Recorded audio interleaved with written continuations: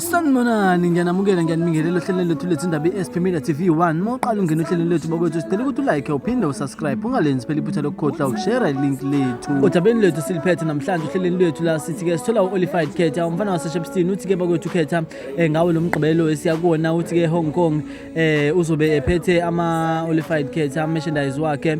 Uthi place your order now. Uthi ke i-t-shirt bakwethu i-150 kanti ke i-hoodie i-300 kanti ke track pant i-260 ama-tracksuit wona atholakala ngo-500. Uthi ke uzobe phethe ne #JezLami merchandise will be available ngalo lo suku. Kanti kolunye udaba esilithola bakwethu la sola ukuthi uKhetha uthi ke if uhlala egama lakhe and you would like to go Hong Kong on 30 ikhona i-transport ezokuhambisa iphinde ikubuyise ngo-50 rand nje kuphela.